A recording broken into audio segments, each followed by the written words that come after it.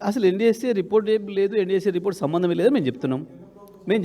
అసలు కేంద్ర ప్రభుత్వ సంస్థ అనేది అదో మిథ్య, అదో పనికిమాలిన ముచ్చట. ఎన్డీఎస్ఏకి ఏ పవర్ లేదు, ఎన్డీఎస్ఏకు చెప్పిందని ఆపే పని లేదు. ఇంకొకటి కూడా చెప్తున్నా, ఎన్డీఎస్ఏ చెప్పలే, ఆపమని చెప్పలే, రిపేర్ చేసుకోమని చెప్పింది. ఏమైనా ఇష్యూస్ ఉంటే ఆడ ఏవి లేవు అని మేము చెప్తున్నాం.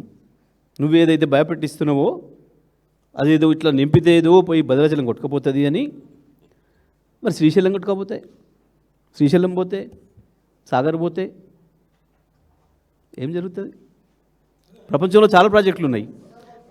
ఎవడన్నా ప్రాజెక్ట్ ఏదో పోతుంది అని చెప్పి భయపడి ప్రాజెక్టులు కట్టుకోకుండా నీళ్ళు నింపుకోకుండా ఉంటాడా? ఏ విధమైన ఉంటాడా అంటున్నా ప్రపంచంలో. నేనేమంటున్నా, సెక్రటేరియట్ ఎందుకు, మేము చక్కగా కన్నెపల్లికే పోయి చూపించినాం, లేదు అని మేము అంటున్నాం. ఎన్డీఎస్ఏ ఇచ్చిన రిపోర్ట్ సింపుల్, మేము ఒకటే చెప్తున్నాం. ఎన్డీఎస్ఏ అనేది చట్టబద్ధమైన సంస్థ, నువ్వు దానికి ఆపే పవర్ లేదు నీకు, దానికేమో ఆ బాధ్యత లేవు, అధికారాలు లేవు, నేను ఆపడానికి లేదు. ఫస్ట్ నువ్వు తెలుసుకోవాల్సిన విషయం. అది చెప్పింది కూడా ఎప్పుడు ఏడాది క్రితమే, మీకు ఏమైనా చిన్న ఇష్యూస్ ఉంటే రిపేర్ చేసుకొని పని చేసుకోండి అని చెప్పిండు.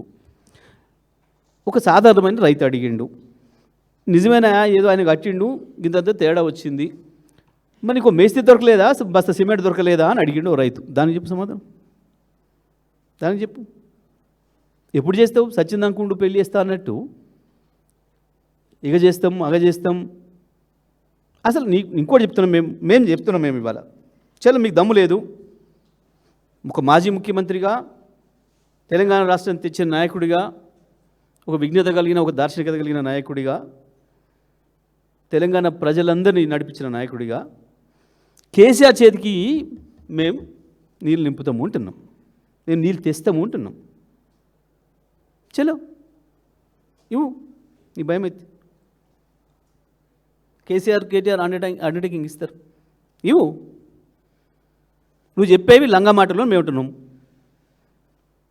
సందు పడితే నీళ్ళు అందించి పోతాయి. నీళ్ళు పోని ప్రాజెక్ట్ లేదు ఇప్పటివరకు ప్రపంచంలో, ఉండదు. లీకేజ్ లేని ప్రాజెక్ట్ ఉండదు. మేము వాటి జోలికి పోవట్లేము. ఏంది, నాగార్జున సార్ కట్టేటప్పుడు ఎన్నిసార్లు కొట్టుకపోయింది, పోలవరం కడుతుంటే ఎన్నిసార్లు కొట్టుకపోయింది. ఒక్క పోలవరంలో కొట్టుకపోయిన దాని ఖర్చు 2700 కోట్లు తెలుసా?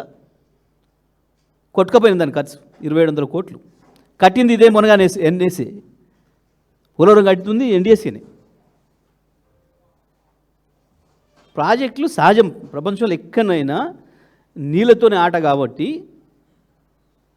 ప్రాజెక్టు కట్టే సమయంలో ఒక్క ప్రాజెక్టు కూడా ఇది నీళ్ళు కట్టే సమయంలో నష్టపోకుండా జరిగింది అనేది లేదు. ఇంకా ఆ మాటకు వస్తే దాన్ని అద్భుతం చేసి చూపించింది కేసీఆరే. తక్కువ నష్టంతో ఎక్కడ చిన్న ఇబ్బంది రాకుండా ప్రాజెక్టును పూర్తి చేసింది కేసీఆరే. ఎన్డీఎస్ఏ చెప్పేదన్నమాట అబద్ధం, పూర్తిగా శుద్ధ అబద్ధం, తప్పించుకోవడానికి ఆడుతున్న నాటకం. సవాల్ విసురుతున్నా.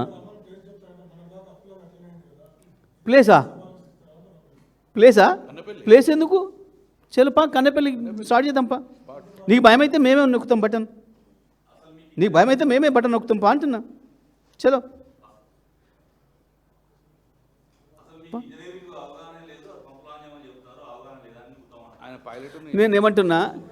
నేనేమంటున్నా, నీకు అవగాహన ఉందా, నాకు అవగాహన ఉందా లేదా నేను మాట్లాడలేదు.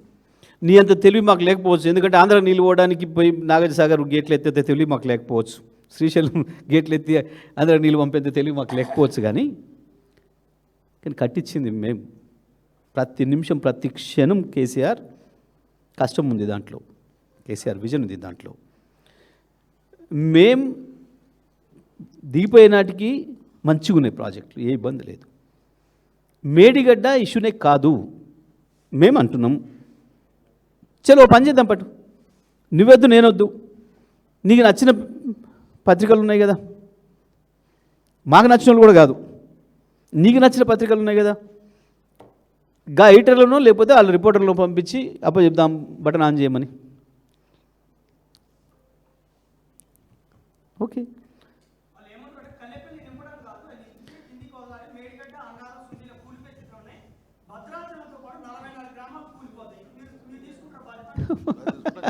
మేము అండర్టేకింగ్ రాసిస్తాము అంటున్నాం. మేము అండర్టేకింగ్ రాసిస్తాము అంటున్నాం. మాదే బాధ్యత, అండర్టేకింగ్ రాసిస్తాం. ఇక వినోదన్న లెక్కలే చెప్పింది టెక్నికల్గా. వాళ్ళు పనికిమాలిన మాటలు, చెత్త మాటలు, సొల్లు కబుర్లు తప్ప 29 లక్షల క్యూసెక్కుల నీళ్లు ఒకే నిమిషంలో ప్రవాహం చేసినాయి. 29 లక్షల టీఎంసీలు అంటే మీ అవగాహన కొరకు, మీ మీన్స్ మీ ఉత్తమ్ కుమార్ రెడ్డి అవగాహన కొరకు చెప్తున్నా, 250 నుంచి 260 టీఎంసీల నీళ్లు ఒకే నిమిషంలో పోతే కూడా భద్రాచలం ఉంది. ఈ 2 ప్రాజెక్టులు కలిపితే నింపితే అయ్యే నీళ్ళు 19 టీఎంసీలు. ఇవాళ ఇప్పుడు పోతుంది కదా వరద, గంతకంటే ఎక్కువ వరద పోదు. 2 పోతే కూడా అర్థమైందా? పోవు. నేను ఇంకోటి చెప్తున్నాను, పోవడానికి స్కోపే లేదు. ఎందుకంటే మేము వీళ్ళ చేతికి ఇచ్చే నాడు, ఈ చేతగా రండాల చేతికి ఇచ్చే నాటికి కూడా నీళ్ళు ఉన్నాయి అందులో. ఈ రండలు వచ్చి నీళ్ళు తీసేసారు. రెండిట్లో నీళ్ళు ఉన్నాయి. వేయాలి నీళ్ళు గిన్నె పోతున్నాయి సందులంగా. దాన్ని తీసుకొచ్చి ఇంత పెద్ద నుంచుండు. పైన కానీ నీళ్ళు ఉన్నప్పుడు కింద నీళ్ళు పోవా?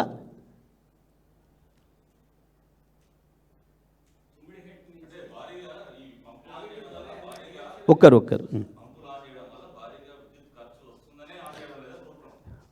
ఇందులో 3 విషయాలు ఉన్నాయి. ఒకటి, వీళ్ళు ఆంధ్ర భాషల కుట్రలు ఉన్నాయి. 2, ఇసుకను మంద మీద పడ్డ తోడేళ్ళలాగా వేల కోట్ల రూపాయలు ఇసుక దందాతోని 3 ప్రాజెక్టుల నుంచి ఇసుక తోడుకొని 100,000 కోట్ల రూపాయలు వీళ్ళ జేబులోకి వేసుకుంటున్నారు. 3, కరెంటు బిల్లులు కట్టడం చేతగాక. ఎందుకు కట్టాలో? ఉచితంగా రైతుల కరెంటు బిల్లులు బయట ఆ పైసలు ఉడకనిస్తే కమిషన్ వస్తుంది కదా, కమిషన్ రాదు. మళ్ళీ ఇంకో పంచాయతీ దాంట్లోనే ఈ రైతులు పంట పండిస్తారు. పంట పండించాలంటే ఇప్పుడు ఇతరాల పంచాయతీ, ఎరువుల పంచాయతీ. ఎరువులు ఏమంటారు? ఎరువులు ఇచ్చిన తెల్లారి పంట పండించి తెచ్చి కొనమంటారు, మద్దతు ధర. దానికి మళ్ళీ బోనస్ అదనంగా చెప్పిన గొప్పలు పోజులు కొట్టి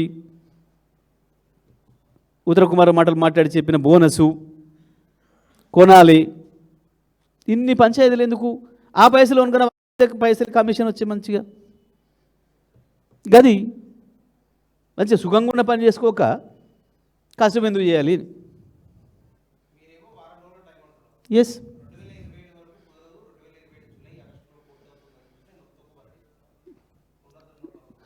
నీ బొంద నువ్వు చెప్పేది ఏంది? మేము వస్తే తెల్లారి ఒకటే రోజులో ఆన్ చేస్తాం, 1 నిమిషంలో ఆన్ చేస్తాం బటన్.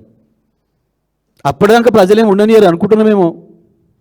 పోదు పైగా ఊర్లలకు. ప్రజలకి ఏం తెలియదు, అమాయకులు.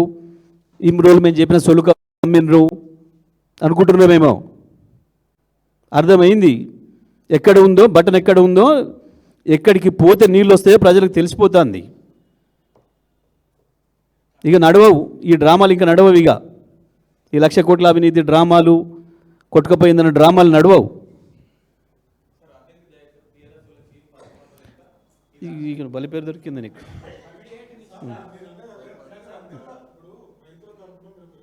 మంత్రులే చేతగాక ఎరుస్తుంటేనేమో గాలబుచ్చింది. ఎవరైనా ఎందుకు మంచి బహిరంగంగా చెప్తుంటే ఇప్పుడు నువ్వు చెప్పేది వినబడతలేదా? నువ్వు ఇంతలాగా చెప్తున్నావు కదా, వినబడతలేదా? కొంచెం సౌండ్ ఎక్కువ పెట్టుకొని మనం మేము మాట్లాడి అన్నీ ఓపెన్గా చెప్పినాం. వాళ్ళలాగా మాకు ఇవ్వు అంటే ఉత్తరాలు రాసే అలవాటు ఏం లేదు. రాస్తాం సందర్భం వచ్చినప్పుడు, కానీ ప్రజల ముందు పెడుతున్నాం పంచాయతీ మేము ఉత్తరం రాస్తే వెళ్తామంటే రాయటానికి సిద్ధంగా నువ్వు చెప్పినా కదా. అండర్టేకింగ్ ఇస్తామని కూడా చెప్పినాం కదా. అడగండి ఉత్తమ్ రెడ్డిని. అండర్టేకింగ్ ఇస్తుందంటే బీఆర్ఎస్ పార్టీ తీసుకొని వెళ్తారా లేదా వాళ్ళకి ఇస్తారా అడగండి. ఓపెన్ ఛాలెంజ్ చేస్తున్నాం కదా. రహస్యమేముంది? సాటుకు చెప్పలే కదా నేను శ్రీనివాస్కి. ఓపెన్గా చెప్పినాం కదా, మేము సిద్ధంగా ఉన్నామని చెప్పినాం.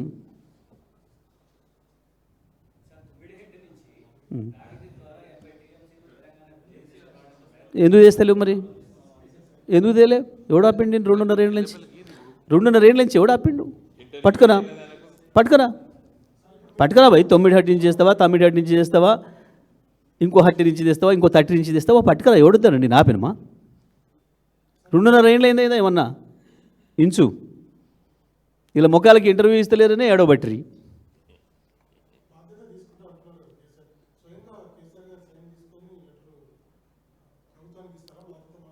తప్పకుండా ఉత్తమ్ గారు కనుక అడిగితే ఇస్తాం. ఉత్తమ్ అడిగితే మేము సిద్ధంగా ఉన్నాం ఇవ్వడానికి. ఉత్తమ్ రేవంత్ ఎవరు అడిగినా క్యాబినెట్ అడిగితే ఇవ్వడానికి సిద్ధంగా ఉన్నాం మేము. క్యాబినెట్ అడిగి మనం సిద్ధంగా ఉన్నాం. కేసీఆర్తో ఇప్పిస్తాం. ఉత్తరమే కాదు, అండర్టేకింగ్ ఇప్పిస్తాం. ఉత్తరమే కాదు, వాళ్ళలాగా చెత్త ఉత్తరాలు చెత్తరాతలు కావు, అండర్టేకింగ్ ఇప్పిస్తాం. తెలంగాణ ప్రజల తరఫున కేసీఆర్ ఇస్తాడు, సిద్ధంగా ఉన్నాడు. తెలంగాణ కొరకు ప్రాణం వేయడానికి ఉన్న సిద్ధంగా ఉన్న కేసీఆర్ తన ముందు తను కట్టి అద్భుతంగా చేసిన దాన్ని నాశనం చేస్తుంటే ఎట్లా ఊరుకుంటాడు? మళ్ళీ దీనికైనా సిద్ధంగా ఉన్నాడు కేసీఆర్.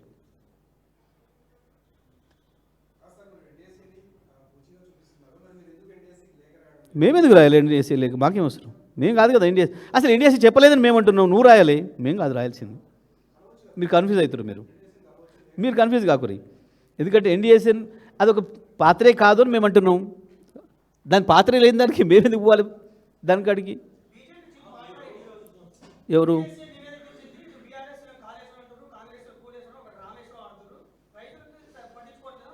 మరి నువ్వే కొజ్జేశ్వరవా? నువ్వు కొజ్జేశ్వరం ఇస్తున్నావా? నువ్వేమేస్తున్నావు? నువ్వు కొజ్జేశ్వరం ఇస్తున్నావా? నువ్వేమేస్తున్నావు? ఏమిటుకున్నావు? ఏం చేస్తున్నావు? ఏంది నీ డ్రామాలు? ఏంది? ప్రజలు అది కూడా తెలుస్తారు, బీజేపీ డ్రామాలు కూడా ఏందో. ఎందుకు?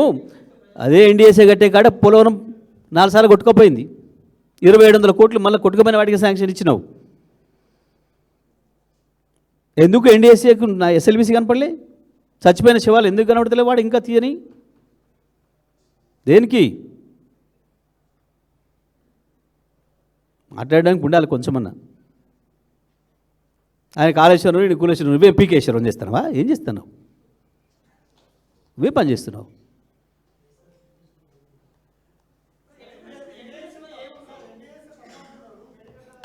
అరే మీరు లేని దాని గురించి ఎందుకు పైకి ఇంతమంది ఏందో ఆయన చెప్పిండు. ఆ ఉత్తమ్ కుమారే చక్కగా బుర్రలేక మాట్లాడితే మీరు ఎందుకు గంటలో ఒకటి మీరు అడగాల్సిందల్లా కన్నెపల్లి పంప్ హౌస్ ప్రారంభం చేయడానికి ఏ అభ్యంతరాలు ఆన్ చేయొచ్చు అని చెప్పి బీఆర్ఎస్ ఛాలెంజ్ చేస్తుంది. దేనికైనా సిద్ధంగా ఉంది, నువ్వేమంటున్నావు అని చెప్పి ప్రభుత్వాన్ని అడగండి. Right, thank you.